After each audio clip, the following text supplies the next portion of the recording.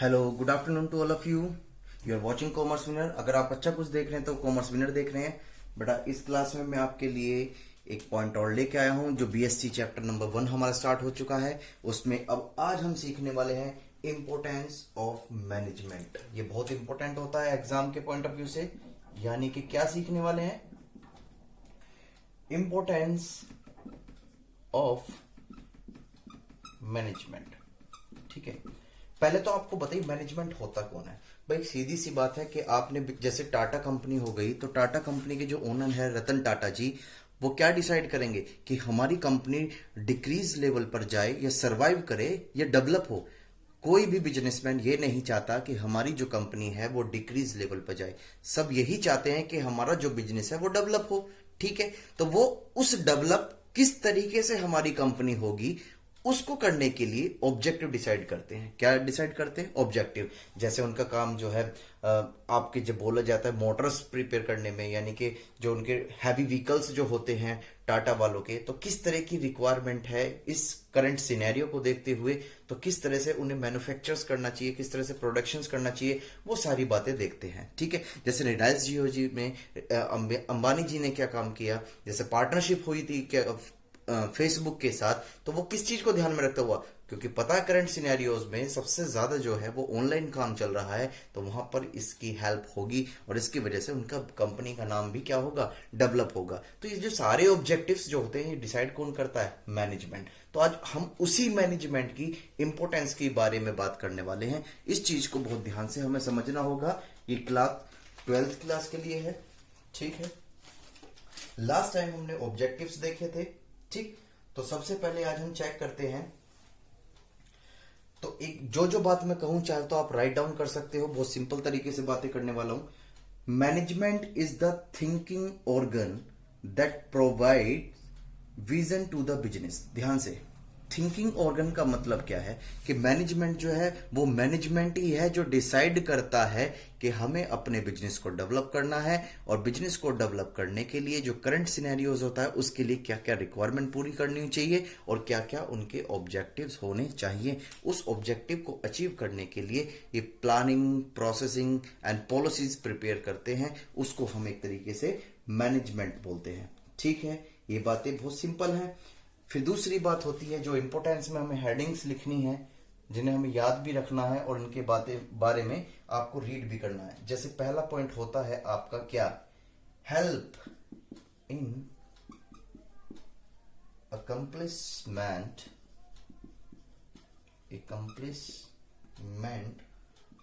Of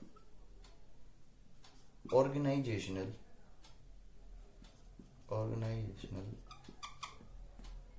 goal.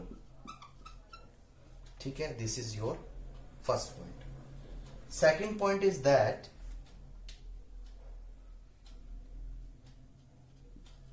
Help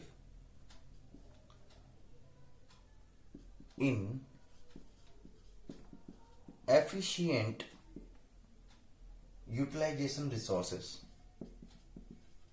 utilization of resources। ठीक है, the third point is create dynamic organisation. ये बेटा याद करने हैं सारी चीज। Creates dynamic organisation. ठीक है, ये आपको देख पा रहे होंगे। फिर इसके बाद हम बात करते हैं, मैं बेटा ऊपर लिख रहा हूं, ये इधर तीर ना लेके, क्योंकि ये हो सकता है कि हमारे फोन की स्क्रीन से बाहर चला जाए। ये इसके बाद आप, ये सेकंड हो गया, ये थर्ड, अब इसके बारे में हम समझने वाले हैं। And fourth point is help in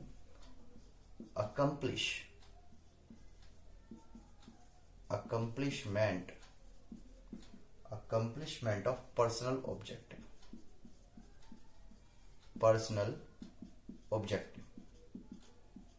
ठीक है, लास्ट पॉइंट मैं यहां पर लिख देता हूं, आप देख पा रहे होंगे इसको इजी वे से। ज्यादा ऊपर चला जाएगा तो हम यहां पर इसको इतना कवर कर लेते हैं। जो लास्ट पॉइंट है आपका ये fifth, that is help in development, help in development of society. ठीक है, ये सारी बातें जो हमें अब करनी है, आप इसे इस तरीके, मैं थोड़ा कैमरा सही कर देता हूं, ये आप अब इसको इजी तरीके से देख पा रहे होंगे। यहां पर आप इसको आसानी से अब देख पा रहे होंगे। ठीक है, तो अब हम फर्स्ट पॉइंट समझ में आ रहे, मैनेजमेंट हमने सीख लिया है। तो आज हम फर्स्ट पॉइंट पहले देखने वाले हैं मैनेजमेंट का, help in accomplishment of organisational goals. ठीक है, सबसे पहले इसके बारे में देख लेते हैं।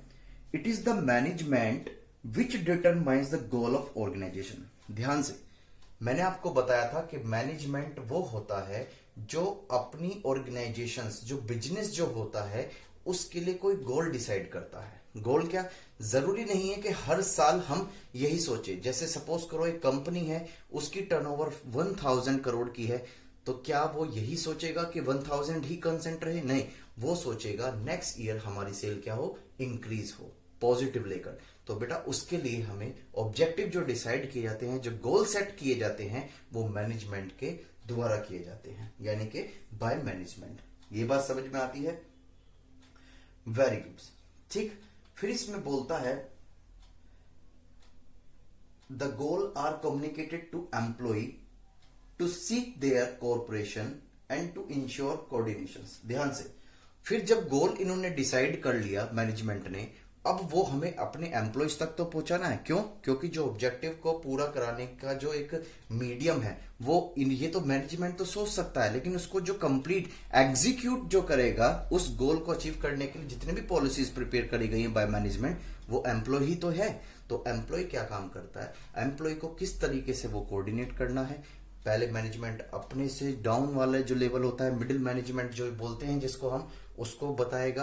फिर लोअर मैनेजमेंट के पास बातें जाएंगी, फिर जाकर कहीं उस गोल ओरिएंटेड वर्क स्टार्ट हो जाएगा। तो इस तरीके का जो प्रोसेस होता है, इसे बोलते हैं help in accomplishment of organisation goal. कि यदि मैनेजमेंट अपना गोल जो है वो डिसाइड नहीं करता है, तो वो अपने ऑब्जेक्टिव्स को पूरा नहीं कर पाता है। तो इसमें हम इंपोर्टेंस पढ़ रहे हैं मैनेजमेंट की।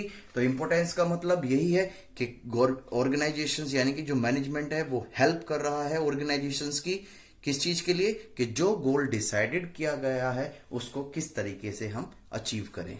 ठीक है, दूसरा पॉइंट होता है आपका help in efficient utilisation resources. ध्यान से, नाम से ही पता चल पा रहा है, हेडिंग से ही पढ़ पा रहे हैं कि मैनेजमेंट एक हेल्प और करता है कि जितने भी हमारे पास प्रॉपर यूटिलाइजेशन रिसोर्सेज होते हैं। अब रिसोर्सेज जो हमारे पास साधन हो सकते हैं, वो किस किस के हो सकते हैं। सपोज करो हमें किसी टेक्निकल्स मशीन की जरूरत है अपने प्रोडक्शंस को इंक्रीज करने के लिए। ठीक है, और जब टेक्निकल इक्विपमेंट हम परचेज करके लाएंगे, मशीन परचेज करके लाएंगे, तो उसको चलाने वाला एम्प्लॉइज भी अलग होगा। ठीक है, तो हमारे पास प्रॉपर यूटिलाइजेशंस क्या है कि हमारे पास जो फंड अवेलेबल है उसका हम सिचुएशन के अकॉर्डिंग फुल यूटिलाइजेशंस करें, और साथ में जो ह्यूमन रिसोर्सेज है हमारे पास, जैसे एम्प्लॉयज जो होते हैं, ठीक है, उनका भी पूरी तरीके से क्या करें, यूटिलाइज करें। तो इसके बारे में भी हम एक बार थोड़ा सा पढ़ लेते हैं। Management ensure efficient utilisation of resources to reduce cost and increase productivity and profitability. ध्यान से, तो मैनेजमेंट क्या करता है, जितने भी ऑर्गेनाइजेशंस के पास अवेलेबल रिसोर्सेज होते हैं उन्हें प्रॉपर तरीके से यूटिलाइज करता है, और वो ये डिसाइड करने में हेल्प करता है ऑर्गेनाइजेशंस की मैनेजमेंट कि किस तरीके से जो हम प्रोडक्ट अपना मार्केट में लॉन्च करने वाले हैं उसकी कॉस्ट रिड्यूस हो जाए, और हमारी जो प्रोडक्ट है उसकी कैसे वो सेल इंक्रीज हो जाए, और हमारी प्रॉफिटेबिलिटी भी क्या हो जाए, इंक्रीज हो जाए। क्यों? क्योंकि आज करंट सिनेरियोज में आप चेक करो, कस्टमर वही गुड्स परचेज करेगा जो उस चीप हो और वो उसकी नीड्स को सेटिस्फाइड करता हो। ये बात समझ में आती है? तो 2 पॉइंट्स हमारे यहां पर क्लियर हो गए हैं। तो थर्ड पॉइंट्स हम देखने वाले हैं इसमें, क्रिएट्स डायनामिक ऑर्गेनाइजेशंस।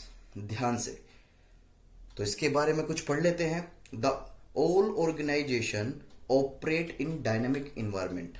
ठीक है, ध्यान से, डायनामिक इन्वायरमेंट के बारे में आप समझ ही पा रहे हो कि ये जिस तरह से सिचुएशंस होती है उस तरीके से ही अपने गोल्स, अपनी पॉलिसीज, सब चीज क्या करनी पड़ती है, एक तरीके से चेंज करनी पड़ती है।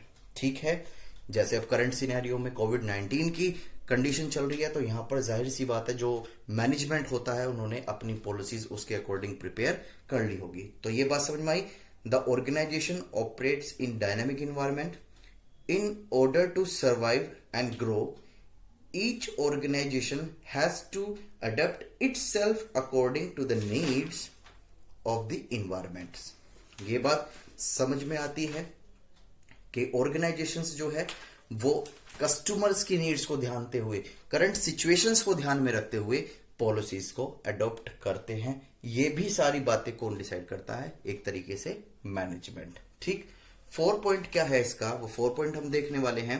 Help in accomplishment of personal objective, तो इसके बारे में देख लेते हैं एक बार। Management leads the group member to motivate them to achieve their personal objective while working for organisation objective. Management कहता है क्या कि अगर आप कंपनी के ऑब्जेक्टिव के लिए सही तरीके से काम कर रहे हो, अपना पूरा एफिशिएंटली वर्क प्रोवाइड कर रहे हो, तो इसके बदले में हम आपको सैलरी तो देंगे, साथ में कुछ बोनस, कुछ इंसेंटिव्स भी प्रोवाइड करेंगे। क्यों प्रोवाइड करेंगे? जैसे एक एग्जांपल लेते हैं, अगर कोई जैसे मैन्युफैक्चरर्स करने की, मेरी मार्कर मैन्युफैक्चरर्स की कंपनी है, तो उस केस में एम्प्लॉयज वर्क कर रहे हैं, ठीक है, कोई दिक्कत नहीं। तो वो हमें ऑर्डर्स मिला 1000 का, ठीक है। अब यहां पर एम्प्लॉयज जो काम कर रहे हैं उन्हें तो सैलरी से मतलब है ना, तो जब सैलरी से मतलब है, अब प्रोडक्ट अच्छा बने, क्वालिटी उसकी अच्छी हो, टेढ़ा बन जाए, लंबा बन जाए, कोई फर्क नहीं पड़ता। किसका नाम खराब होगा? कंपनी का, क्योंकि एम्प्लॉय को तो कहीं और नौकरी मिल जाएगी। तो इस वजह से अब एम्प्लॉय, जो मैनेजमेंट है वो क्या डिसाइड करता है, मैं ये कहता हूं अगर कोई गुड्स यूनिट प्रोड्यूस करेगा, गुड्स यूनिट्स का मतलब जिसका स्टैंडर्ड अच्छा होगा और क्वालिटी बढ़िया होगी, हम उसे सैलरी तो देंगे, साथ में एक मार्कर पर हम उसे 50 पैसे भी प्रोवाइड करेंगे। This is your incentive. तो इस तरह की स्कीम्स जो होती हैं वो एम्प्लॉइज को मोटिवेट करती हैं, और जिसकी वजह से जो मैनेजमेंट है वो अपने ऑब्जेक्टिव को अचीव कर पाता है। क्यों? क्योंकि जब तक आप एम्प्लॉइज को कोई पर्सनल ऑब्जेक्टिव नहीं दोगे उनका, क्या उसका ऑब्जेक्टिव क्या हो गया एम्प्लॉइज का? ये हो गया कि भाई जो सैलरी है वो तो है ही है, अगर मैं काम अच्छा करूंगा तो साथ के साथ मुझे और भी कुछ एक्स्ट्रा बेनिफिट्स होने वाला है। तो ये इस चीज के लिए भी हेल्प कौन करता है? मैनेजमेंट। तो यही लिखा हुआ है, help in accomplishment of personal objective. ठीक है, लास्ट पॉइंट इसका हम देख लेते हैं एक बार। Help in development of society.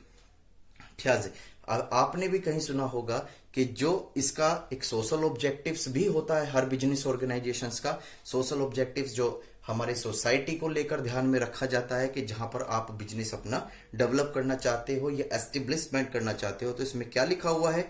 Efficient management of resources is equally important for the development of societies.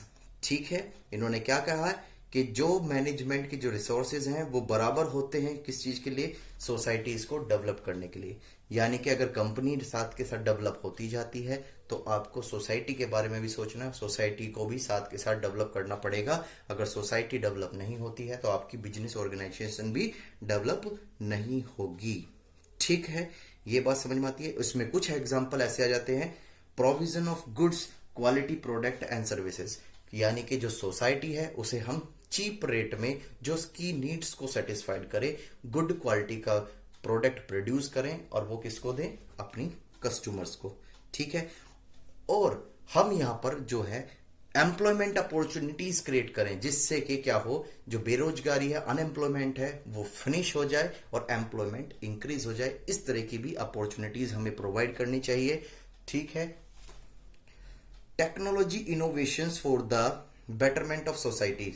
ध्यान से, टेक्निकल इन्वायरमेंट, ध्यान से आप भी देख पा रहे हो कि बहुत सारे जब गाड़ियों के एड्स आते हैं तो मॉडल्स थोड़े चेंज हो जाते हैं, नाम वही रहता है, लेकिन उसके अंदर कुछ जो टेक्निकल्स चीजें होती हैं वो थोड़ी इंप्रूव कर दी जाती हैं। क्यों?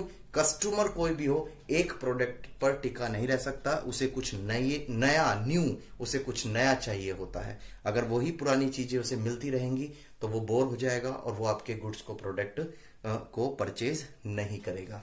ठीक है ये बातें, तो ये हमें समझ लेना चाहिए। तो ये आपकी इंपॉर्टेंस थी। इसको आपको अगर स्ट्रॉन्ग करना है अपने नजरिए तो आपको हेडिंग तो ये याद हो जाएंगी, नो डाउट, लेकिन बेटा इसके अंदर जो समझाया है उसको लिखना किस तरीके से है उस पर प्रैक्टिस करनी है। और वो सबसे अच्छी बात केवल आप खुद कर सकते हो। आप बुक लैंग्वेज को बिल्कुल क्रैमिंग नहीं कर सकते और ना ही वहां पर राइट डाउन कर सकते एग्जाम टाइम पर। क्यों? कुछ बातें याद रहेंगी, कुछ भूल जाएंगी। तो जितना हो सकता है प्रैक्टिस करो।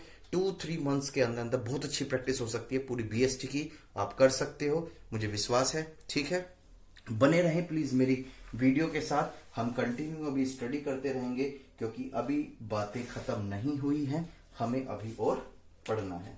ये बात समझ में आ रही? तो आज कुछ हम और भी सीखने वाले हैं। चलो क्या सीखने वाले हैं वो देख लेते हैं एक बार। मैं इसको रफ करने वाला हूं, जिसे स्क्रीनशॉट्स लेना है वो स्क्रीनशॉट्स ले ले। चलो, दुनिया में सब कुछ मुमकिन है लेकिन आपको चलना पड़ेगा। हर कुछ मिलेगा मंजिल में लेकिन आपको चलना पड़ेगा। ठीक है, अब बात करते हैं हम नेचर ऑफ मैनेजमेंट की। किसकी बात करने वाले हैं बेटा आज हम? नेचर ऑफ मैनेजमेंट है सर, मैनेजमेंट का नेचर। हाँ बेटा, नेचर्स ऑफ मैनेजमेंट। ठीक है, जैसे क्वेश्चंस भी आ जाता है मैनेजमेंट का नेचर साइंस होता है या आर्ट्स होता है, ये सारी चीजें हम कंक्लूजन के बाद सीख लेंगे अच्छी तरीके से। ठीक है, जैसे साइंस, आर्ट एंड साइड में प्रोफेशन।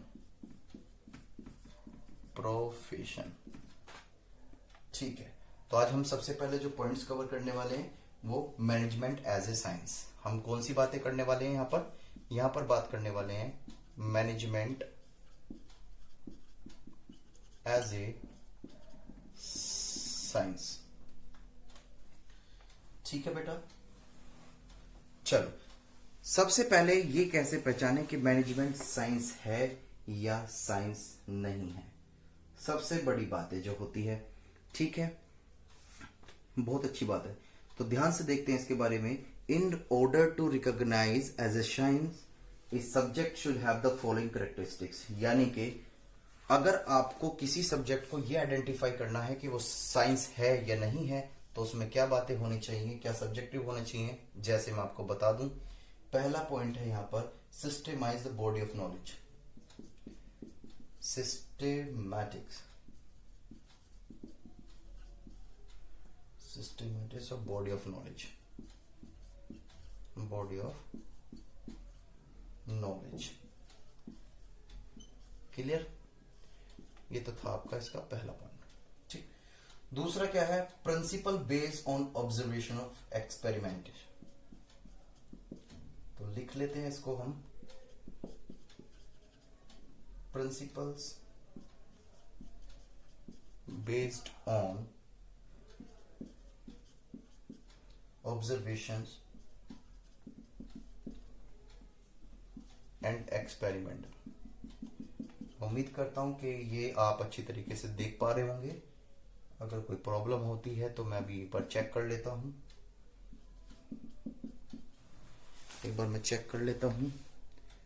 एक्सपेरिमेंटल्स, हाँ ये आपका थोड़ा डाउन जा रहा है बट कोई बात नहीं, हमें करना तो है ही।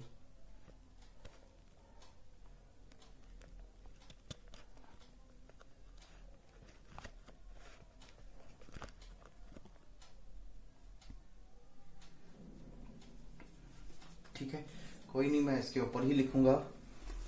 कैमरा नीचे नहीं जा रहा है इसके स्टैंड पे, बट कोई बात नहीं।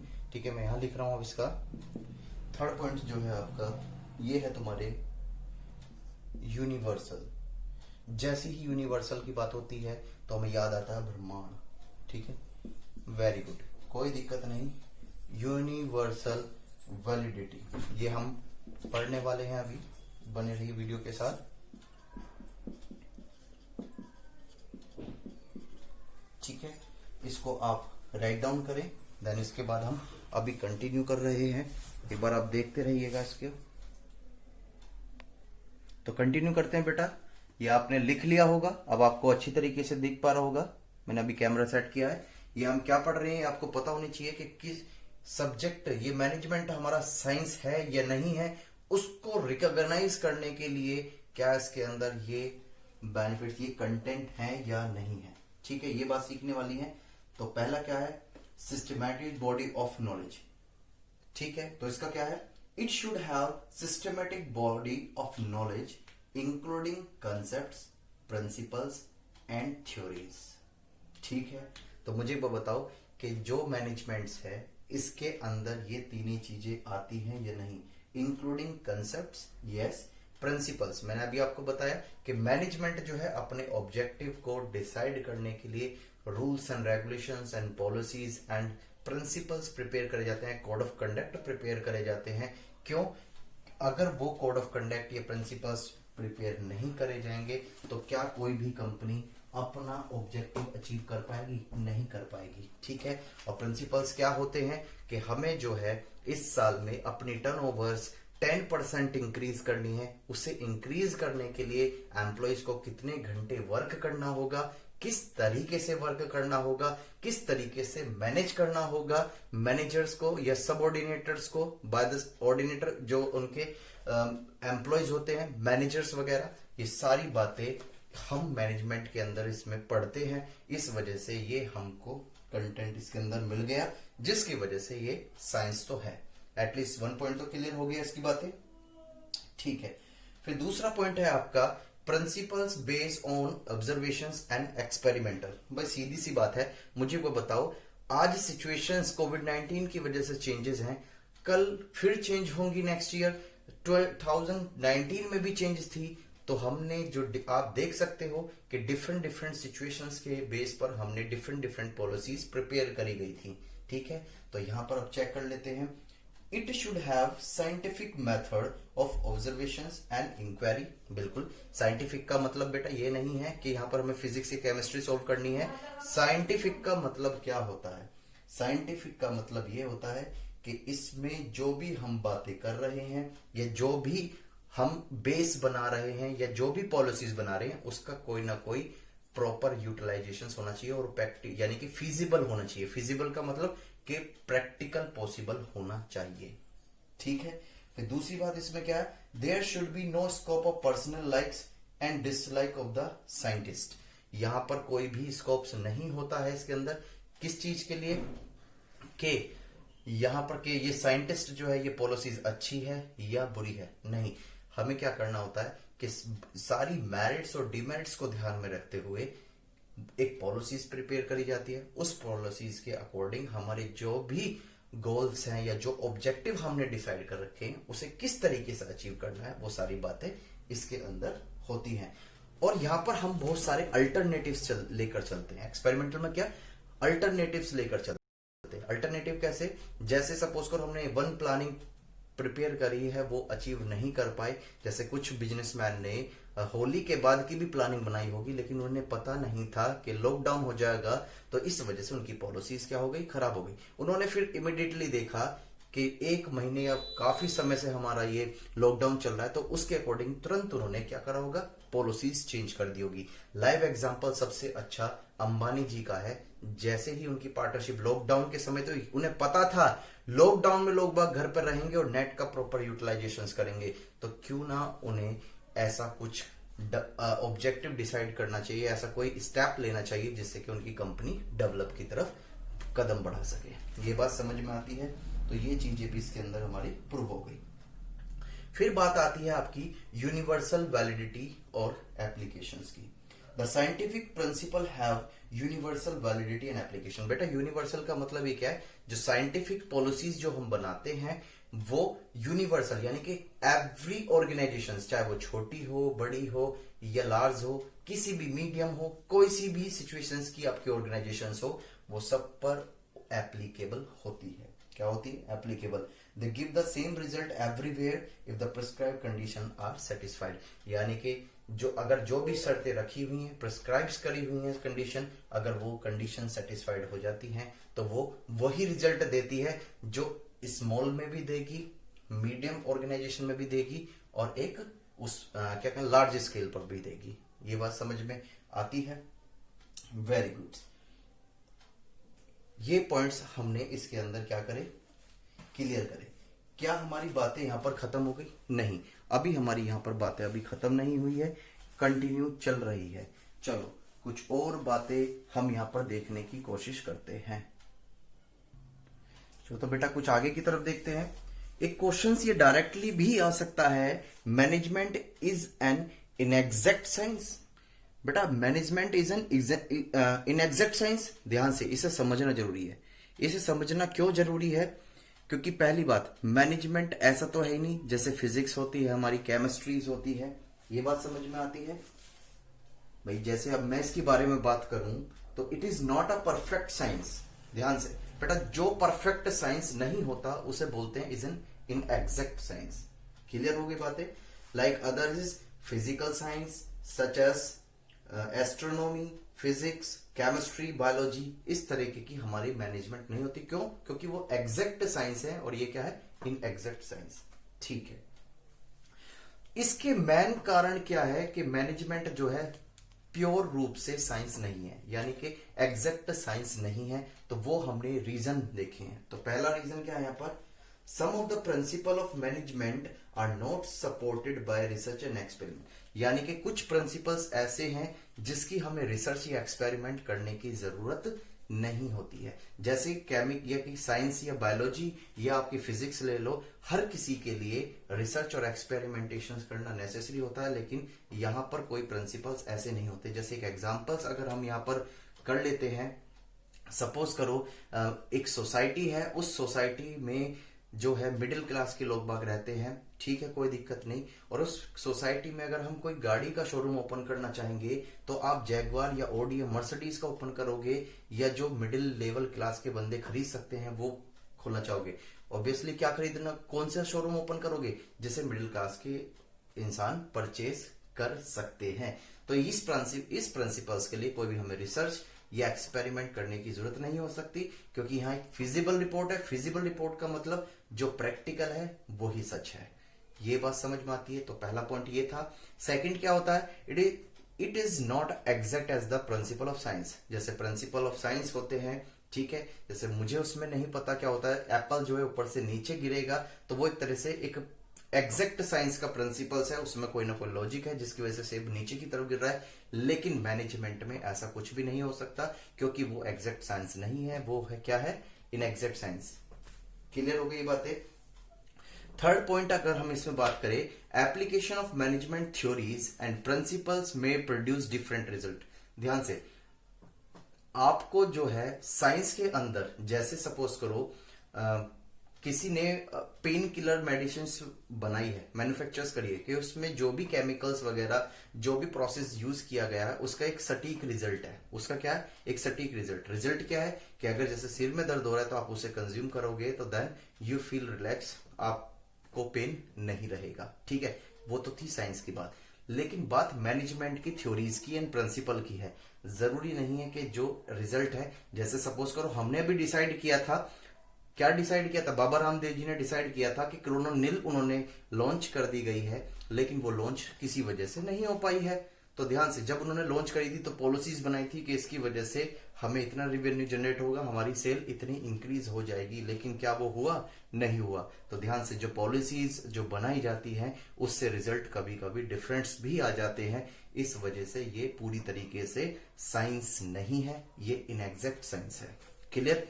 फिर बात आती है लास्ट पॉइंट की आपके यहां पर, management deal with the people at work, it is the very difficult to predict their behaviour accurately. ध्यान से, मैनेजमेंट जो है उन इंसानों के साथ काम करता है जिनका बिहेवियर एक्यूरेट रखना ही अपने आप में एक डिफिकल्टीज है। जैसे सपोज करो कोई डिस्क्रिमिनेशन ना हो जाए, पता चला कि कोई एक एम्प्लॉयज है, हमने दूसरे एम्प्लॉयज को सपोर्ट किया, फर्स्ट वाला कहेगा कि भाई मुझे क्यों सपोर्ट नहीं किया, चल मैं तो काम नहीं करता हूं। तो उसकी वजह से क्या होगा? एक तो प्रोडक्शन अच्छा कर रहा होगा, लेकिन दूसरा जो है वो प्रोडक्शन अच्छा नहीं कर रहा होगा। तो उनके बिहेवियर को एक्यूरेटली मेंटेन करना बहुत डिफिकल्ट टास्क है। इस वजह से हम क्या काम करते हैं? सबको साथ लेके चलते हैं और सबको इंसेंटिव्स प्रोवाइड करते हैं, जिसकी वजह से, कुछ लालच की वजह से, कुछ एक्स्ट्रा बेनिफिट की वजह से वो हमारे ऑब्जेक्टिव को अचीव करने में हेल्पफुल रहे।